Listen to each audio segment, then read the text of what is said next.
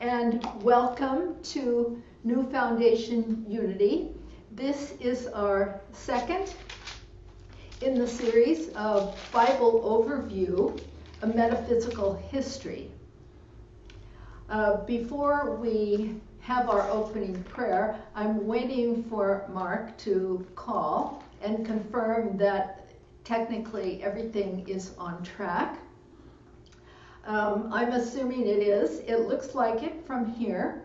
If you are having difficulty, you can email him at mark@truthunity.net. At 8 o'clock, as usual, we will have a question time for those of you who are watching this in cyberspace. 816-301-6304. I have also one announcement, which is there will be a meditation retreat the 26th and 27th of May. If you would like to have instruction in silent meditation, let me know and plan to come and spend the week preceding here. Let me know if you're interested in the retreat, and I will give you some instructions as to how to sign up for it. And so as we begin our time together, I invite you to close your eyes for a moment. Become still. Center yourselves in that living, loving presence of God. We acknowledge there is but one source, one power, one presence, one life, one mind.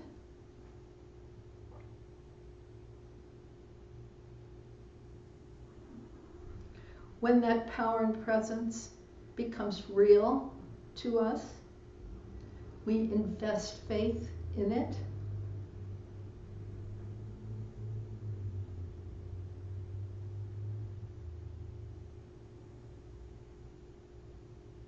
And for a moment in the silence, let us rest in that awareness of the one source, one power, one presence, one life, one mind, and we are one with that one in the silence.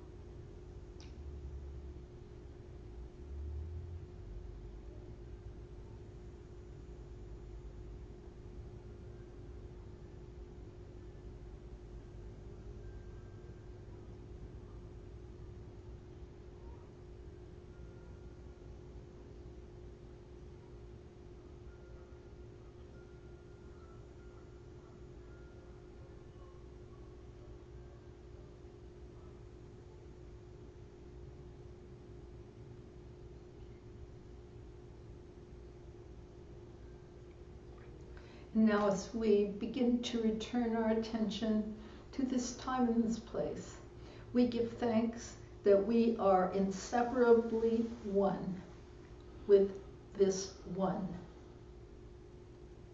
the source that provides us with everything needed for a life of health, abundance, and fulfillment.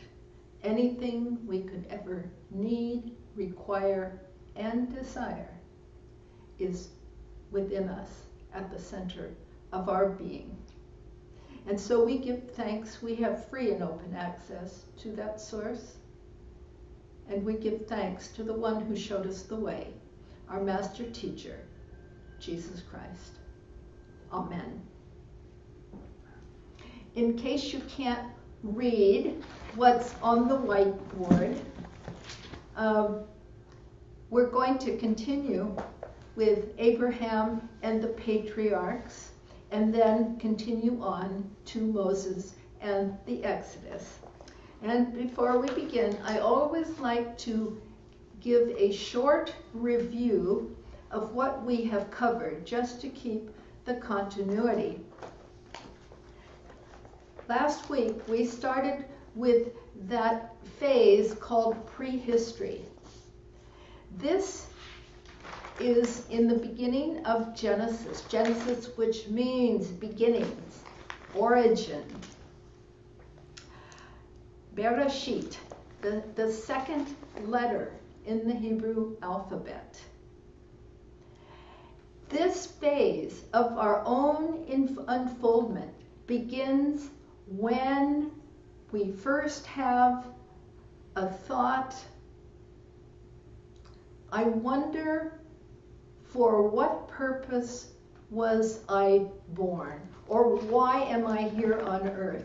Or what is my reason for being here? Some version of that question, whether asked silently or with deep search. You can ask it casually, or you can ask it with deep searching.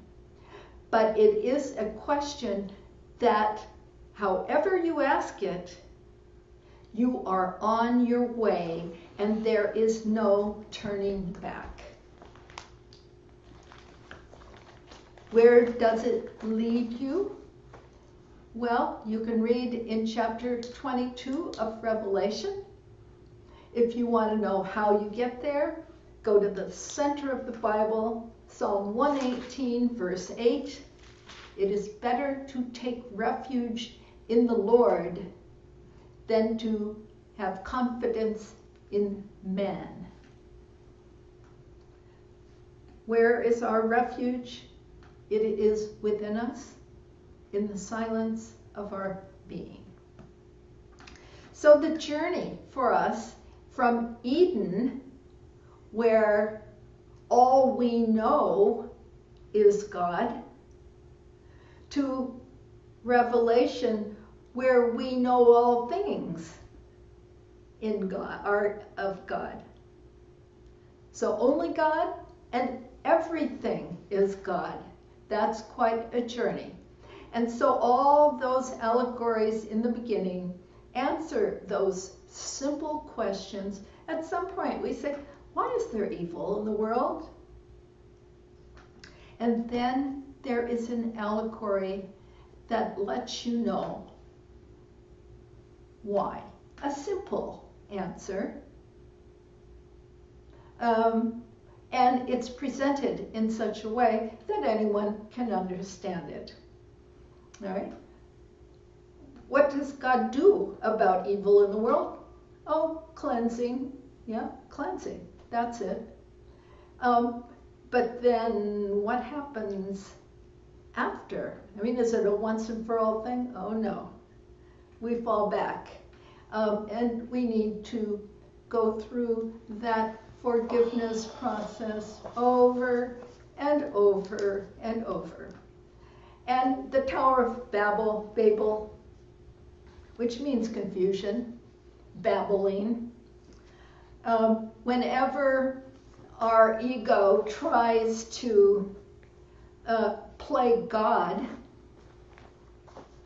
then we find that life loses its vitality. So that's the prehistory, and then we began to talk about Abraham, who represents faith. Now his name in the beginning is Abram, which means father, source, exalted father, and as he goes through his journey of faith, it becomes Abraham, which means father of a multitude. Okay, so in chapter 12, we start out with Abraham's being called. We are all called. And I'd like to just read you, it's a short paragraph, and I want to give you an idea of how metaphysical interpretation works, and then I would like to ask you, should you choose to do so, do a metaphysical interpretation of any of those points along this journey of faith and what that means to you. So here, and this part is where history begins, and this is from 1800 BC to 1280 BC, and we are now at Genesis 12, where Abraham is called, verses 1 through 5. I'll read the text. The Lord said to Abram, "Depart from your country to a land which I will show you. I will bless you and make your name great. I will curse those who curse you." Abram did as the Lord spoke. Lot went with him. Abram was 75 when he departed from Haran. And Abram took Sarai his wife, possessions and people gained in Haran, and he came to the land of Canaan. Okay. So taking that piece by piece, the Lord said to Abram, meaning God spoke to him through this faith which had been enlivened. Have you ever had, it's like suddenly you are hit with a notion. Go to Bongo Land. You know, that may be your guidance. Now, if our intellect is like very dominant, you might say, what's there in Bongo Land? That makes no sense to me. The weather is bad and there's no jobs and the culture is, you know, our intellect will find all kinds of reasons not to follow guidance that we don't like. But what did Abraham do? He heard the voice and he went to Canaan.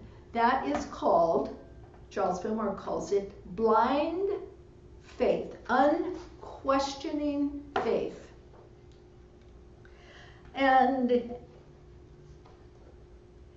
to go into another country does not mean that you change your geographical location. We sometimes have a geographical cure. I've fallen prey to that a number of times. But when God says, depart from your country, he's saying, leave this consciousness of limitation where you are right now and move to a spiritual consciousness, a consciousness of God's presence. Okay. When God says, I will bless you and make your name great, keep in mind that name equals nature. Okay, so that blessing will allow your true nature to shine through. All right? It's not like a good reputation in the world. All right? I will curse those who curse you. In other words, those who seek to destroy will be destroyed. Okay. God's not a person. Remember, God is a power and a presence. Abram did as the Lord spoke, all right, without question. Lot went with him.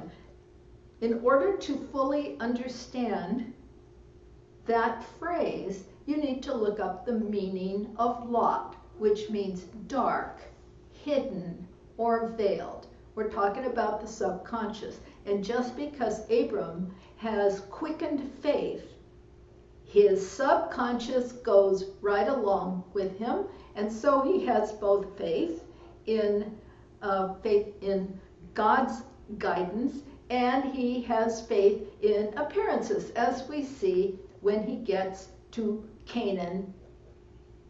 He fulfilled, he followed the guidance to Canaan, but when he got to Canaan, he fell back on judging by appearance, and he left. Now, Abram was 75 when he departed from Haran. Haran is a high place in consciousness. These names are all important, and he was 75, which means his faculty of faith was mature. 7 and 5 are 12. All right. And Abram took Sarai, his wife. All right. So here is faith leading the feeling nature into a state of spiritual maturity.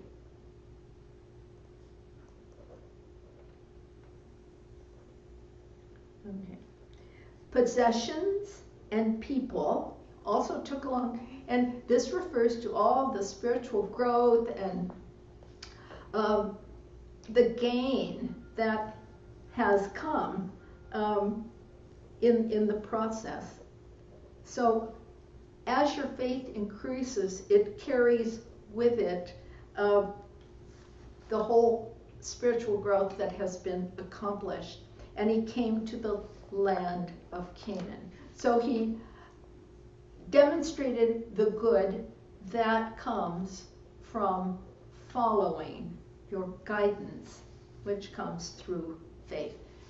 Faith, the perceiving power of the mind, linked with the power to shape substance.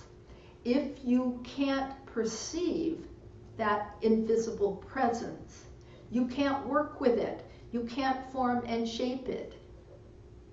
So faith is the foundation of all the faculties because it allows you to perceive it. Then, as we will see in a bit, then we can form and shape it through our faculty of imagination. All right, so that's just an example. You can go through the whole story of Abraham. You can interpret it metaphysically. It involves looking up the names and then ask yourself. Take a sort of gauge of where your faith is at any given time. I'm sure there are times when you have relied on faith and times when you have talked yourself out of the guidance that you received. All right, so we're like Abraham, are we not? Mm-hmm. Okay, so I made a list of all of the places along his journey, and if you want to give him a report card, it would look like this. All right, first of all, he gets an A+ on following the guidance in chapter 12. when he gets to Canaan, there is a famine. Famine, a lack of, and we have to say that Sarai, who is barren, that means that there is no giving birth to good in the land of Canaan. All right, so there's a lack of spiritual growth in Canaan. He goes to Egypt. He passes off his wife as his sister. He gets a minus here again, so here's two minuses. All right, he leaves Canaan to go to Egypt and gets kicked out of Egypt by the Pharaoh. But on the return, when the land is separated, he separates from Lot.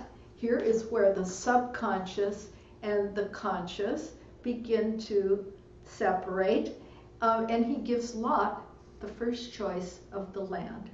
All right, this is good. This is good.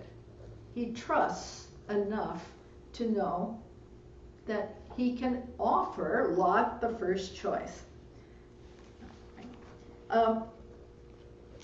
He rescues Lot. 2 times he rescues Lot. He rescues him from the 5 kings. He rescues him from Sodom.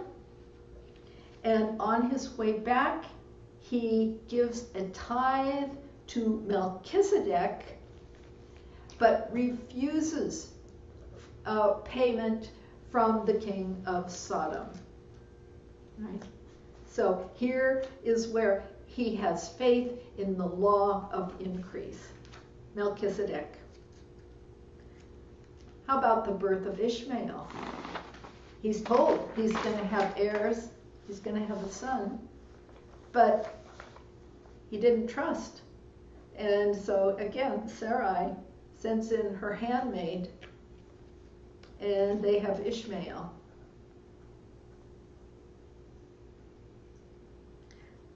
Then in chapter 18, there's heavenly visitors that come to Abram, which is the first mention in the Bible of the Trinity. You can read that chapter and read it carefully, that particular verse, read it carefully, and you will see. Again, Abraham and Abimelech, once again, he passes off his wife as his sister for fear of being killed. And the most dramatic illustration of faith is his willingness to sacrifice Isaac, his joy. He didn't have to, and he discovered that God always provides. And then Sarah dies. Once the feeling nature has been lifted up, it is then integrated into the whole. So she goes from being contentious to being beautiful. So that's one aspect of the whole Abraham saga, is just seeing how he uses his faith in these different situations. The other extremely important piece in this, in Genesis, is the covenant. The covenant, the sign of the covenant, the promise of Isaac, and the name change. This is in chapter 17. Okay.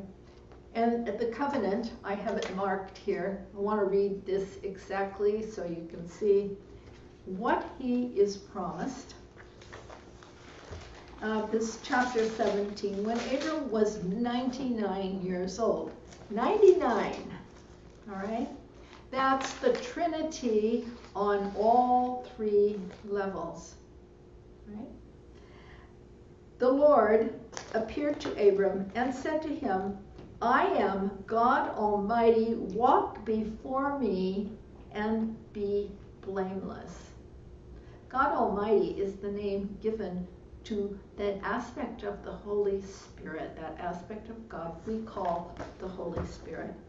And I will make my covenant between me and you, and will multiply you exceedingly. Then Abram fell on his face, and God said to him, Behold, my covenant is with you, and you shall be father of a multitude of nations. Okay, this is life eternal, all right, ongoing. This power to be fruitful and multiply. No longer shall your name be Abram, but your name shall be Abraham. Okay, feel the spirit that has been breathed into Abraham. For I have made you the father of a multitude of nations. I will make you exceedingly fruitful, and I will make nations of you, and kings shall come forth from you. And I will establish my covenant between me and you and your descendants after you throughout their generations for an everlasting covenant. To be God to you and to your descendants after you. And I will give to you and to your descendants after you the land of your sojournings, all the land of Canaan. Keep in mind that this is not a geographical location. All that you can perceive, everything you can see, all that you can accept can be yours. Think of this covenant, if you want an interesting exercise, with regard to the situation in the Middle East today.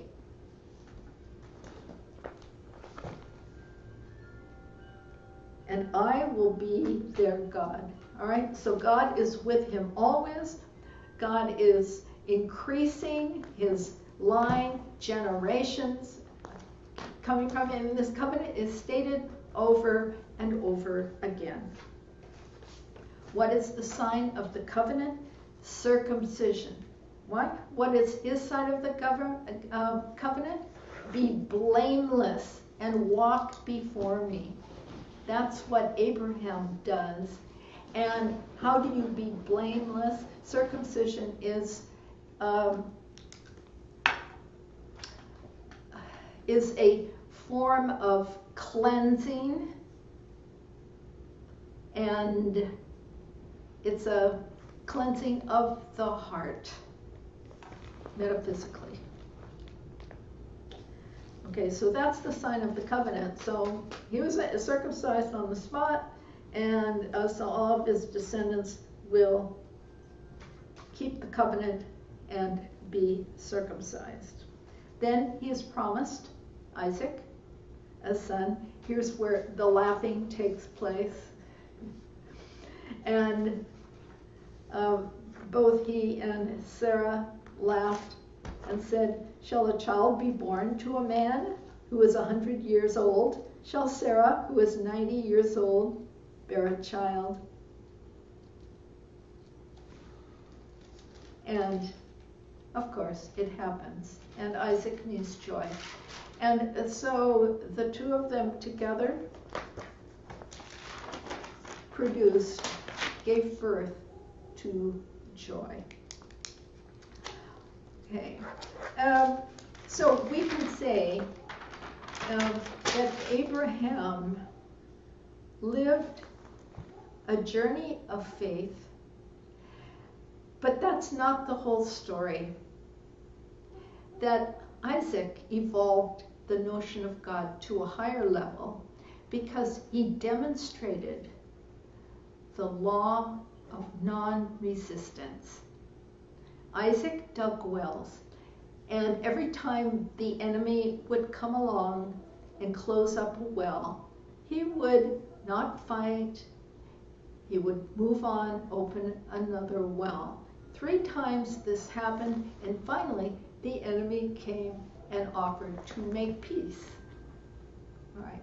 To resist is to give power to what you do not want. Non-resistance is a refusal to pour your thought energy and give power to something that you are resisting, just the opposite of what you want. And that's pretty much all we can say about Isaac. He did marry Rebekah. And then we come to Jacob, the 3rd patriarch. And what we can say, Jacob, the whole story of Jacob and Esau, I think gives us great insight into our relationship between mind and body. Jacob means heel catcher or supplanter.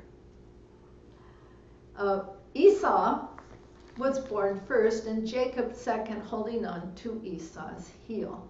Esau represents the physical, Jacob represents the mental. Are we not aware of ourselves as physical beings first?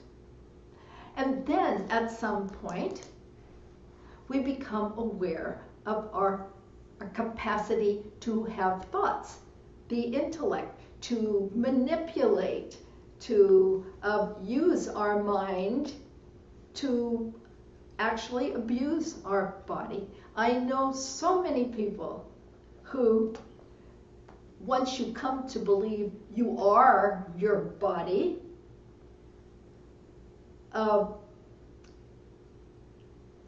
that is having thoughts, and you realize how powerful the mind is, you can abuse the body. No rest, not right food.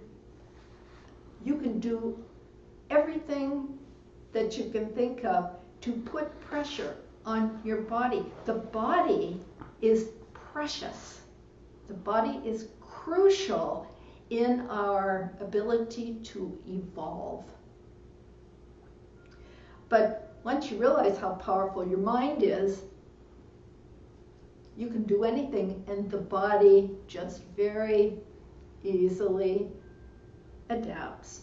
There is a limit to how much you can do this, but I think it is the reason why we think we live to be only 70 and then it's downhill. Okay. And you say, well, that's the experience. Yeah, because we abuse our body. Most people have no idea of why we eat at a certain time, why we go to sleep at a certain time, why certain activities are better at certain times of the day. And we are so constructed to be sensitive to that, and yet we simply override it because some outer achievement is more important, work is more important. So the whole relationship between mind and body has to shift, and we see the story here of Jacob and Esau. The story of Jacob is also a story about the law of mind action. This goes by different names: cause and effect, the law of karma, as you sow, so shall you reap. As you know, Jacob tricked his brother. Would you unplug? No.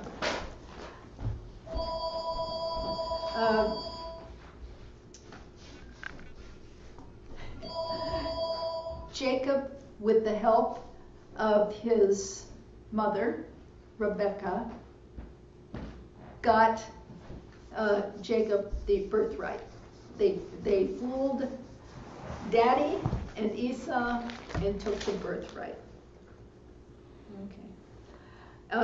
So when Jacob gets to Haran, guess what happens? He is tricked by her dad, Leah, and her father. We have these parallel constructions. Isaac was dim of eyesight. Leah. And so was Leah. Oh, that's Okay. right, yeah. All right? I mean, wouldn't you know if you were in bed with the wrong woman? One would think. However, these wedding parties were drunken brawls quite often. And so Jacob has to work 14 years in order to get Rachel, the woman that he loved. Okay. Then, once again, the law of mind action. It comes time for him to leave. He wants to take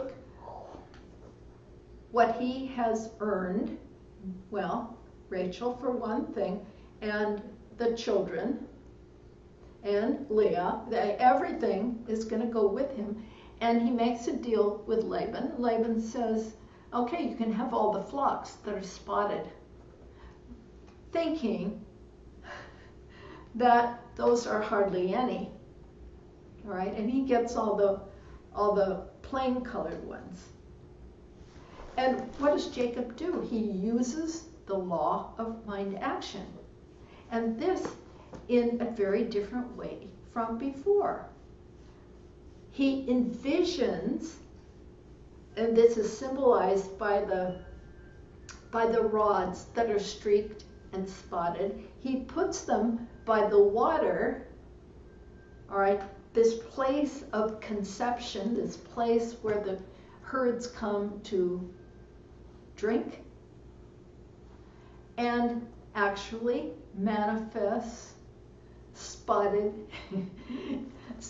and streaked sheep and goats and who knows what. So now Laban is angry, but it all gets resolved in a quick departure, and he knows he has to reconcile with the body. He has to reconcile with his brother Esau. All right, so mind and body are now going to be reconciled, and he finds out that the body is very forgiving. It's a very happy reconciliation. Two important passages that you need to read are his two visions. One is Jacob's ladder, where he stops after he flees from Esau. He stops at, it's a place called Luz, which he changed to Bethel, and discovers that God is with him. The covenant is restated to him. He has a dream of this ladder, that thoughts as the ladder is going up and the ladder is coming down, and he sees angels coming up and coming down. And as we latch on to divine ideas, God gives divine ideas to us. That's important. And so when he wakes up, he says, God is in this place, but I knew it not. All right? So in all circumstances, God is present if you have the eyes and the ears to notice. On his way back, he wrestles with the angel at Jabbok Ford. And this is and I'm sure we've all experienced this, or we will experience this, that it's extremely difficult for the mind, which is dominant, to surrender to spirit. This is the wrestling with the angel. But he persists, and he persists, he perseveres, he will not let go. He will not let go of that divine idea that there is good here for him. until he receives the blessing. And then his hip is thrown out of joint. So he is humbled, and there's this glorious reconciliation. Other important part of this whole section is the development of the 12 powers. Jacob has 12 sons from Leah, Rachel, and the 2 handmaidens, 12 altogether. Why is this important? Because it takes 12 faculties, 12 divine faculties, which we call the 12 powers of God. They are our channels through which the Christ expresses, and as the Christ grows, these channels begin to open up. This is how we get the invisible presence out into visibility. Now, it's interesting that Jacob and Rachel, here's the right relationship of love, connectedness, give birth to Joseph and Benjamin. Joseph representing the faculty of imagination, and Benjamin representing the faculty of faith. All the other combinations are not quite in divine order, and so we have immature development of these other faculties. But Joseph, he's the faculty of imagination. He's daddy's favorite, the coat of many colors. The imagination is what gives color and texture to ideas. And he's a dreamer. His use of that faculty is based on his ego. He feels a need to tell his dreams to his jealous brothers. And so, you know what happens to him. He's thrown into slavery, he's stripped of his coat, and he is taken to Egypt. Egypt, both a place of, it represents the subconscious, it represents a place of materialism, of sensuality, and here again, he gets into trouble with Potiphar's wife, and he winds up in prison himself.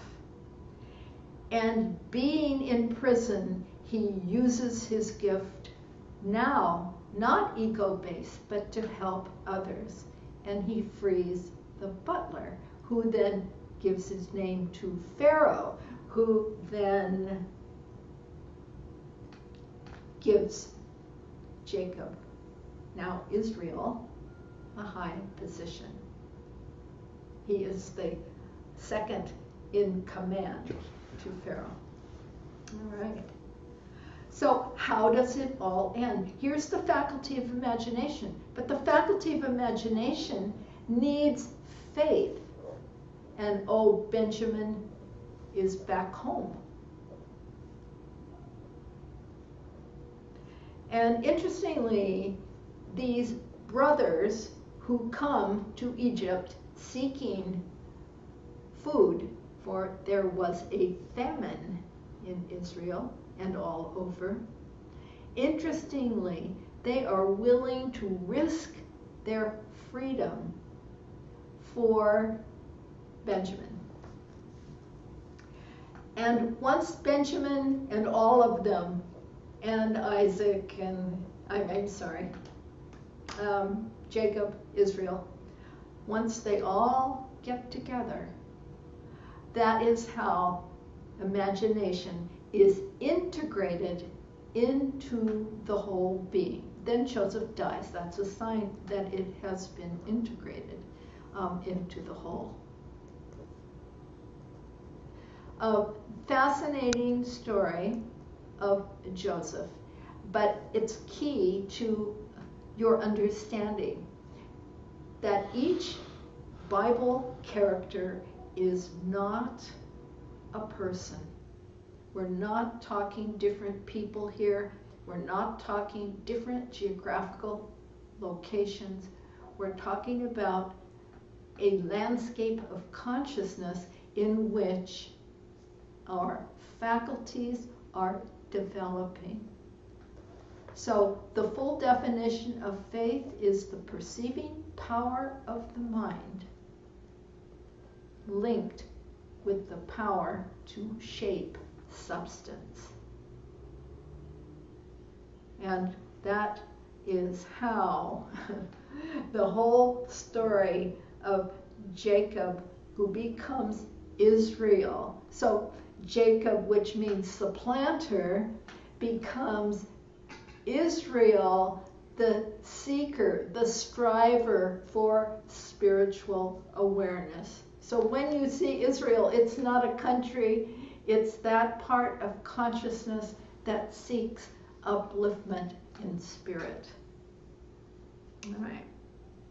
The 12 tribes, these 12 faculties, are the 12 tribes of Israel, and they become the 12 disciples, apostles of Jesus.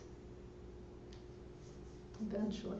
They start out in an immature state. Okay, so that's the story of Jacob and Esau. And that whole book of Genesis was only written to get the Israelites to Egypt. Because before that, how could the Israelites start out in bondage?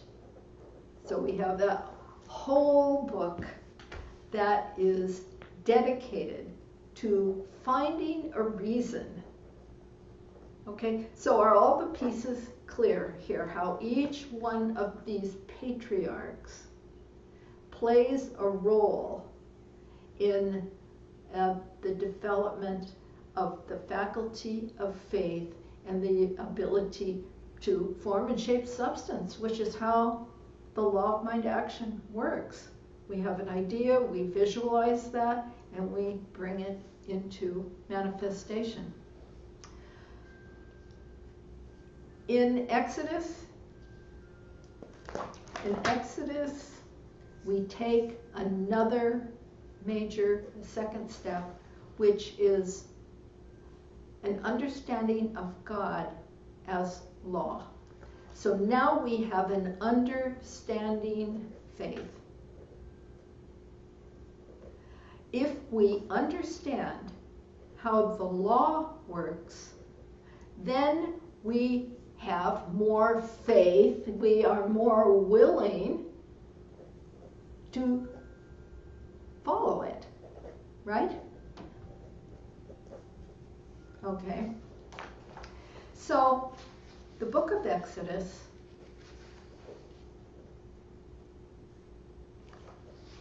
it's interesting. Moses, the big hero of the Old Testament, the hero of the Old Testament. In Exodus, we have 3 40-year periods of his life. The first 3 chapters of Exodus cover 80 of his years, and the last 37 chapters are about the third period, okay, of 40 years. 3 40-year periods. Okay, so it obviously has nothing to do with time. But first, he's drawn from the water out of apparently negative conditions, right? There's a slaughter of the innocents. He is drawn out of the water. He's raised as an Egyptian prince. Intellectually, this is his period of intellectual development. He has the finest education. absolutely everything he needs. And then something happens that brings him into the second phase, his spiritual development. This is when, once the intellect is developed, it begins to see things that aren't right in the environment around. And he sees an Egyptian beating up one of his people, and he kills the Egyptian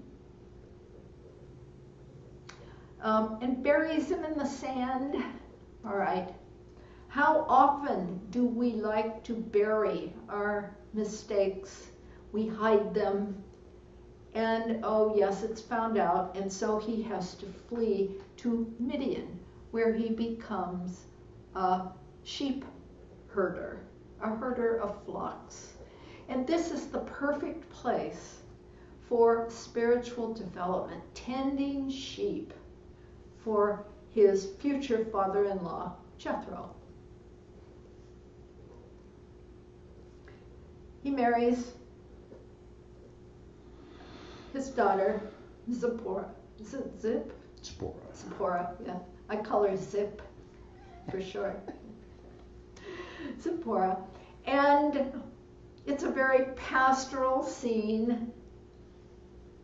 And then one day, and here is the catalyst into the last phase, he sees a burning bush. God calls to him from this flaming bush. The bush is not consumed. And he hears his name being called. So that is the catalyst that says, and he receives his calling. He's told, take off your shoes. That which covers up your understanding, take off your shoes and go back to Egypt. Oh my, go back to Egypt and free your people. And here's where the mind says, not me. You know, I can't do that. I'm not smart enough. I'm not strong enough. This is how we feel called, but we don't have the confidence to do it. Why don't you send Aaron instead? Okay. Who shall I say sent me? And he receives the divine name. I am that I am. Now that's not the name of a person, and it's not bad grammar. It's simply a way of describing the whole field of being. This is a presence of God, God expressing as fire.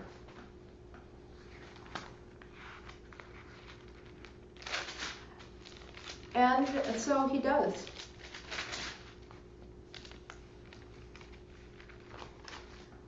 He goes back and he complains a lot, and so finally God says, okay, you can take Aaron. Aaron, the first high priest of Israel, represents that executive power of the will. And Aaron, I named my son Aaron because it means enlightened one, high mountain, climb high. And Aaron was a great speaker. And then there's the, in that time, God was responsible for everything. You know, if people got off track, that was God's fault. If they got back on track, they were rewarded. God was seen as the one who rewards and who punishes. And that was God's way of keeping people on track.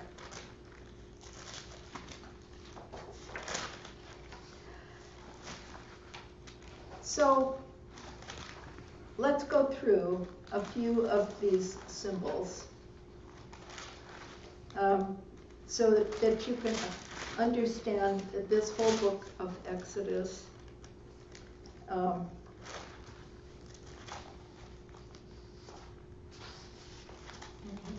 So Egypt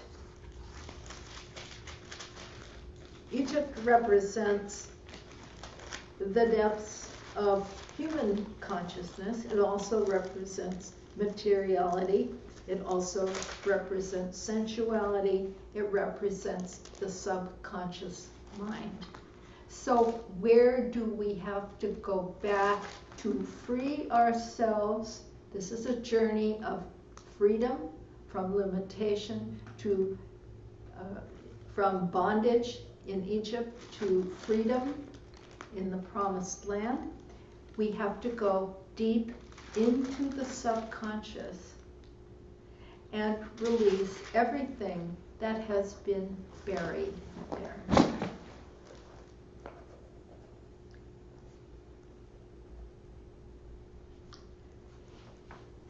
Pharaoh, the ruler of the sun, the solar plexus, the sun-centered, located in the subconscious mind.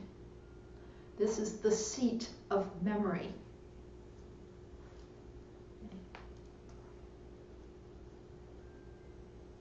When we shine light on the subconscious, that brings it out. Pharaoh actually stands for the ego, the self-centered ego. All kings, pharaohs, people in authority represent the selfishness of the self-centered ego. And it's not always a deliberate thing. It's simply that it's in the subconscious and comes up out of ignorance. The 40 years, as you know, we've gone over this number 40 many times, but it's each phase of Moses' life, 40 years, enough to establish a foundation for the next 40 years to take place. Four square, foundation, 0 adds emphasis to it. Okay. And the wilderness, you know, the whole trek through the wilderness represents that wilderness in us of bringing all of those thought people, those undisciplined thoughts into a state of integration. Cultivate them in order to get to the promised land. And as you know, the law will not get you into the promised land, but it gets you right up to the edge where you can actually see it as a possibility. It takes a new state of consciousness to do that. The promised land simply represents the infinite good that God has for each one of us. Right? So these are all symbols.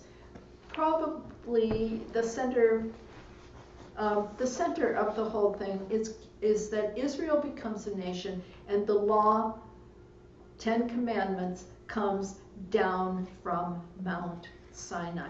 That is the first time when all these 12 tribes, not actually, but at least in consciousness, become a nation.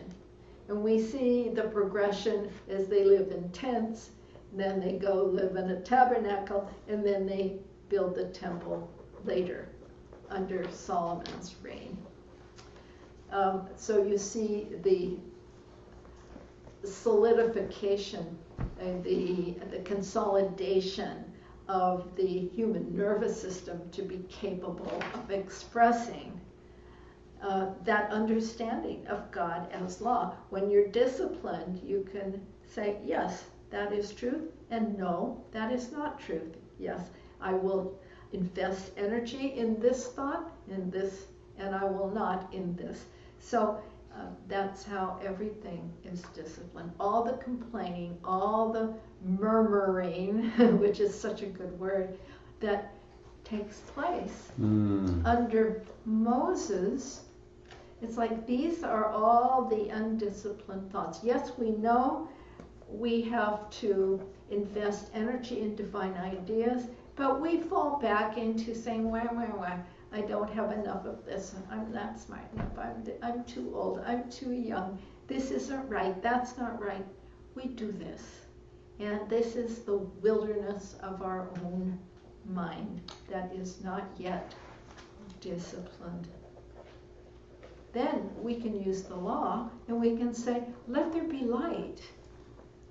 And there is light. You can't get into the promised land. That takes Joshua. Let's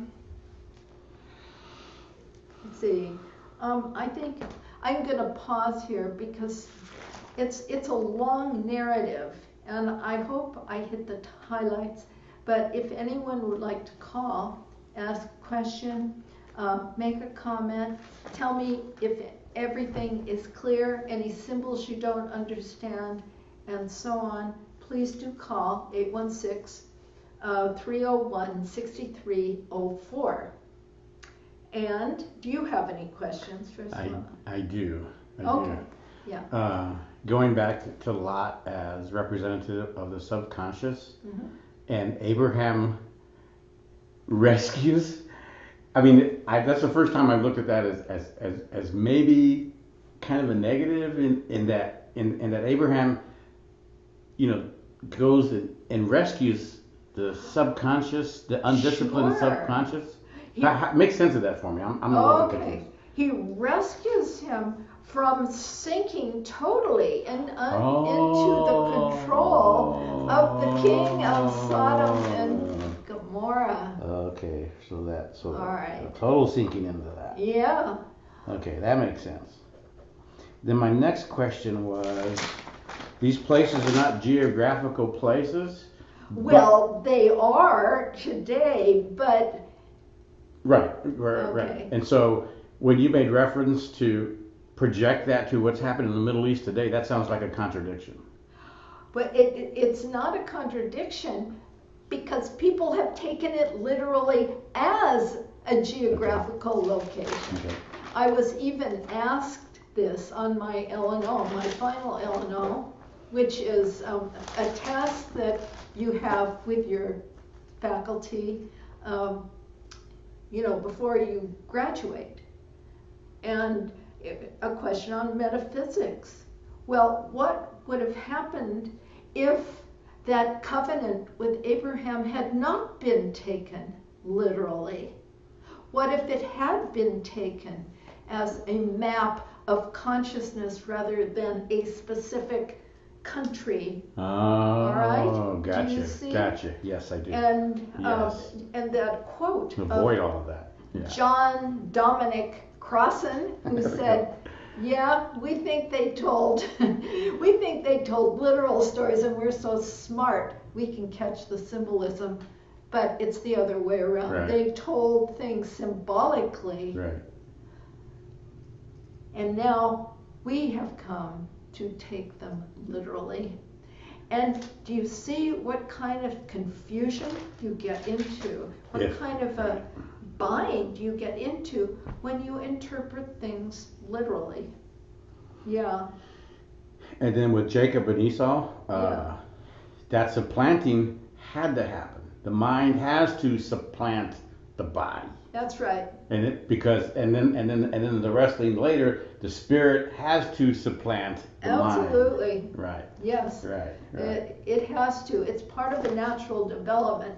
But when we're not aware of the spiritual component, the mind gets to be pretty dominant and the intellect very manipulative and thinks it's really getting its good at the expense of the body, and finds out you can't get your good at the expense of the body. You can get achievements by ignoring the body's needs, but you pay a price for it. Yeah. Pay a price for it. And then God calling Moses at the burning bush and sending him back to Egypt, like, hey, you know what? You need to face your issues in order to overcome them. Absolutely.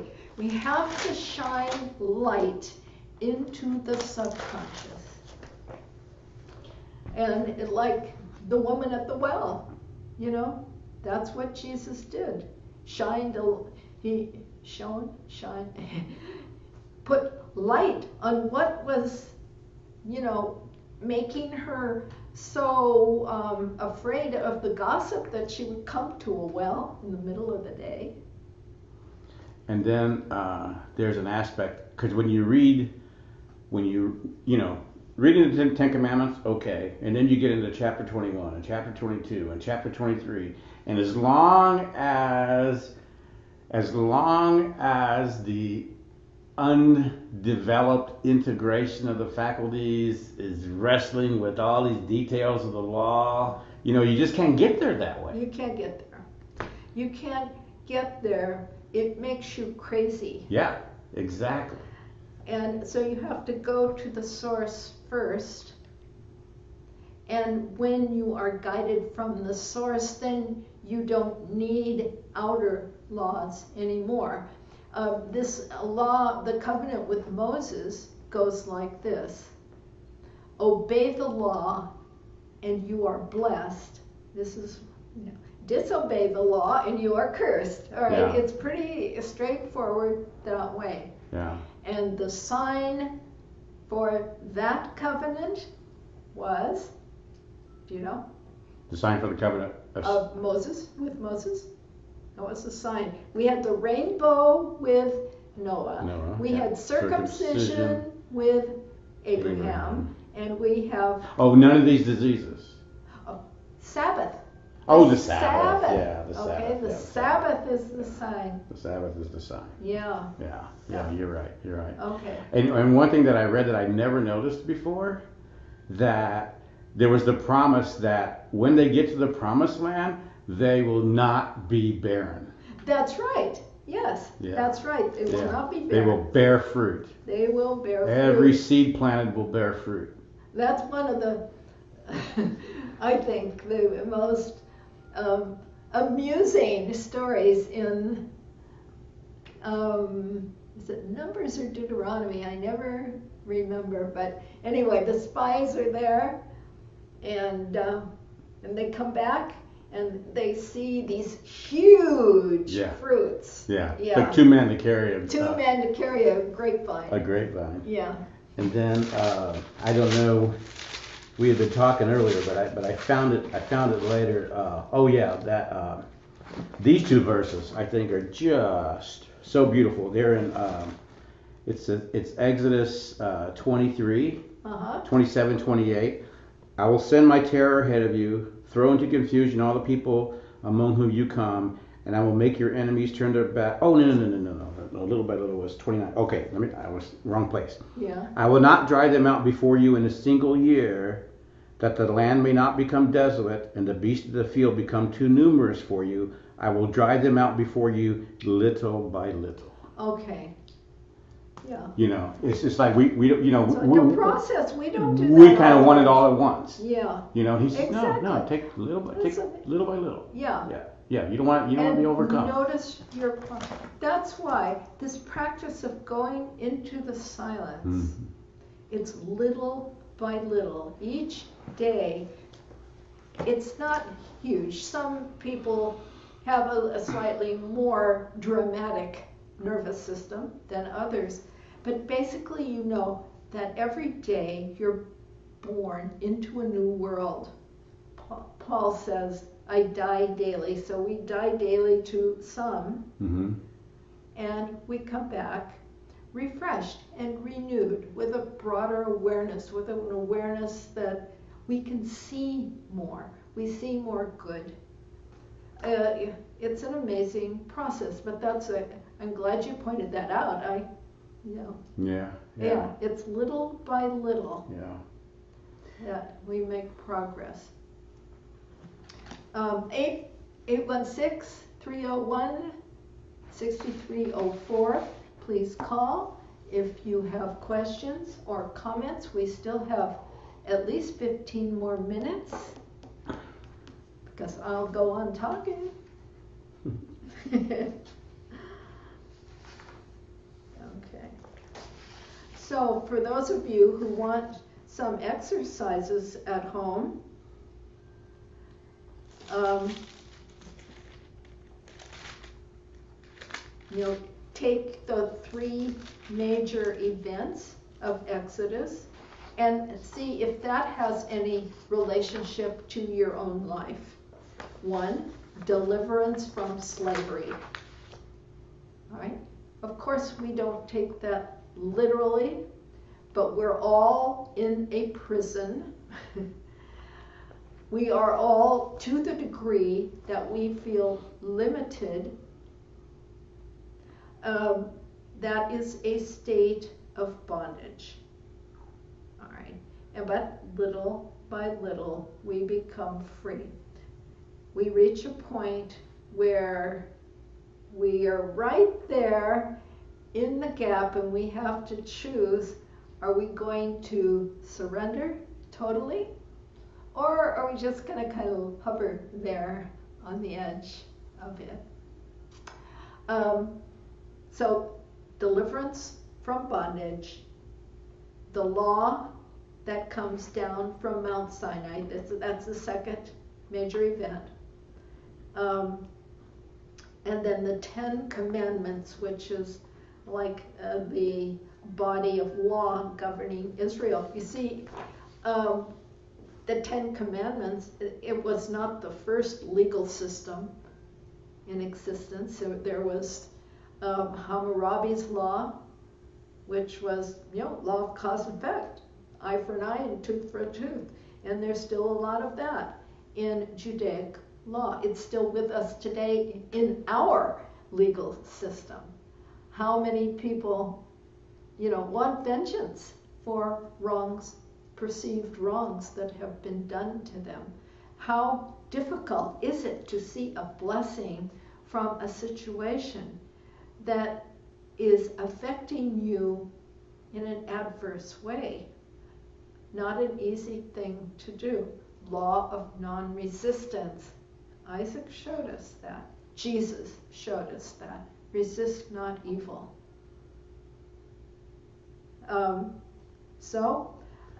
And you can look at the 10 Commandments. I mean, that in itself is a study where you see the first 3 commandments. Well, just take the first commandment: you shall have no other gods before me. Okay, that's the one power, one presence, one life, one mind. If you obey that commandment, you've got all the rest of them licked. Okay? Mm-hmm. The first 3 have to do with your relationship with God. Okay? No graven image. And we say, oh, well, we don't carve idols. No, but we make other things or people more important in our decision making than God. Mm-hmm. It could be money, it could be a job, it could be some status, it could be some person. Okay? And then taking the name of the Lord in vain. What's the Lord's name? I am that I am. How do we misuse our I am? All these have to do with our relationship to God, our oneness or our violation of that. And then the next 2 have to do with our soul. Honor your father and your mother. That is, honor your thinking nature, honor your feeling nature. And so the more balanced you are, the more life there is. Okay. Honor the fourth one, yes. Honor the Sabbath day. Keep the Sabbath day holy. That is number 4. That is the foundation of spiritual law. Wow. The Sabbath day. Keep the Sabbath day. It's holy. That is our time in the silence. It's not a day of the week. And there's an expansion that 23:12, and it 6 days you do your work, and the 7th day you shall cease, and your donkey and your ox and your it should be so that it's not just about me, but it's about everything around me. My entire environment should be surrendered to the Sabbath. Yes, Yeah. total everything Yeah. into Yeah. the silence. Yeah. Yeah. Everything into the But silence. Yeah. God doesn't ever stop working. Otherwise, the universe would collapse. Yeah. So it's not about taking a day off from your work, Yeah. but it's about taking time in the Sabbath, keeping that holy. So there is a time when every aspect of your being is at rest. Because we meditate every day. Yeah, exactly. Yeah. We do that every day. Yeah. So that, and then honor your father and mother. Okay, so then your thinking and your feeling are in harmony. And then the last 5 have to do with behavior. Do not kill. Do not, see if I can get the order right. Do not kill is number 6. Do not commit adultery. 7, 8 is do not steal. And 9 is, 8 is do not bear false witness. 9, do not covet. No, You were right. I was, okay. You were right the first time. There's an expansion of you shall not bear false witness at 23, 1 and 2. Uh-huh. And don't join hand in hand with the wicked man. You know, and not only not yourself, but don't conspire with others to conspire against. Okay. You know, which I thought was really, was interesting. Yeah. You know, so that's about Well, an interesting historic note, too, is that the judges were corrupt, and so you didn't want to go to court and say anything bad about your neighbor, because they would hold you responsible for, they would have a trial and find you responsible, right. and you'd take the blame for your lie. Yeah. So, yeah.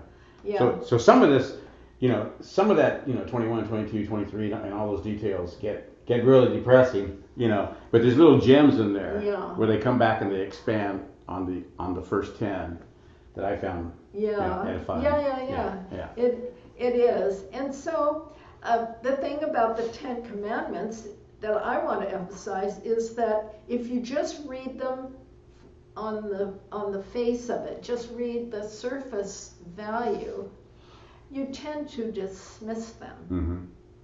Mm-hmm. Well, I've never murdered anybody, and then you have to refer to the Sermon on the Mount when Jesus said, "You have heard it said, you shall not kill. But I say, if you're angry against your brother, you have killed." All right. You've heard it said of all old, love your friends and hate your enemies. But I say, love your enemies and pray for those who persecute you. So you can see how Jesus adheres to the law, but he takes it to a different level. And we should do the same, so we can get at the real meaning of the commandments. But anybody going to call in tonight? I hope that means that somebody is listening and that you're writing notes so fast that you can't keep up. Keep with you. But I want to, what I hope I'm doing is giving an overview of each of these phases, and without getting too bogged down in the detail. But it is necessary to see the narrative unfolding as part of our own development. And so certain events have to be highlighted, but without, this is your job out there, metaphysically interpreting each piece, but more importantly, how it relates to you. And do you remember when you realize, I have free will, but I don't have free will? Because anytime you feel your choices are limited, anytime you feel and you restrict your freedom, your freedom is restricted. So yes, we have free will, but no, not yet. We're working towards that. Just to Those little gems, the one I mentioned before, I finally got it at 23:26. There shall be no one miscarrying or barren in your land. I will fulfill the number of your days. I mean, what a wonderful, beautiful promise. Absolutely. You know, I mean, that's just incredible. You know, yeah. I really felt that. And it was interesting if you look at the hornets. Yeah. Represent that he would send hornets ahead of them to kind of depress and discourage the enemies. Yeah, right. It's almost some humorous allegory in there. Yes. He'll weaken the opposition. Well, and then there's the story. It's not in Exodus, but it's in Numbers or Deuteronomy. It's funny that I can make I gotta do some rereading too. Yeah. But the story of how the snakes come and they bite. Mm-hmm. People are dying from these snakes. And so they go and they ask Moses, oh, Moses, what are we going to do? People are dying from snakes. And so he gets his guidance and says, make a snake out of bronze and put it on a stick and tell all the people who've been bitten to go look at it. In other words, help them see it's an illusion, And so and that's a fascinating story because the snake on a stick is the caduceus. Right. The healing. Yeah, the symbol of the doctor, of the physician. And so if you look at an image, then it just becomes an image in your mind, whereas not a life-threatening situation. Very interesting. So they did that and they lived. A lot of fun stories, and this one is in Numbers about these kind of dramatic metaphors of the giants who are like, if they get stepped on, they're going to be squashed like they were grasshoppers. That's how we build up in our mind this image of being real small and the giants as being real big, the obstacles as being huge, and we're not capable, of that sort of thing. Okay, it's 8:25 and this is your last chance. Anybody listening? And I had never noticed before this rereading that the manna didn't last all day. That's right, Jim. Oh, good evening, Jim. Turn down the volume on your computer. Turn down the volume. Okay. Very interesting lesson. Couple things. First of all, I agree the Sabbath, the best meaning of Sabbath is during medication. All the outside is left behind, and what's left is the light of consciousness of the self. I think though that I'm very grateful that I have that. Have some years. The other thing that I notice sometimes is that it is important to have it's not a fair day every week, a day approximately every week, at least part of the day where there's not a lot of outer focus. It's more getting back to basics and reestablishing a center because it's so easy to pull off the center. The other thing is a technical point. I've been following the broadcast, and it seems as though there's quite a disconnect between the audio and the visual, and I'm not able to even detect. Yeah. There's a delay. I don't know how long the delay is, but it's a few seconds. Yeah, it's a few seconds. More than that. I sent an email to Mark just to get back. But anyway, Well, I didn't know if it was working at all because Mark didn't call me back and we had to start. It was 7 o'clock. So, but it appears to be working here, at least visually, it appears to be working. But usually there are people who call in. So it's working on his end though, right? But you saw it. Yeah, you heard it. So. Yeah, I just can't make out the relationship between the sound and the audio. And the visual? If I saw you pointing at the chart, that might help. Maybe you could try doing that. Okay, I'll ask Mark about that. And but yeah, thanks. Here comes Jerry. He wants to have some input here.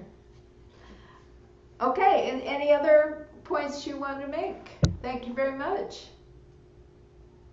No, that was it. Thank you. Bye. Bye, Jim. Bye. Okay, so that's it for tonight. So let's close our eyes for a moment. And know from that point where we ask the simple question of why we are here comes the journey of faith. And then understanding faith.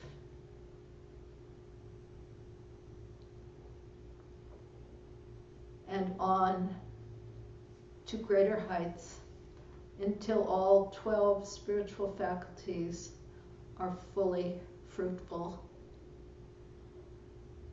All from one power, one presence, one life, one mind that are located within us from the beginning of the world. Amen.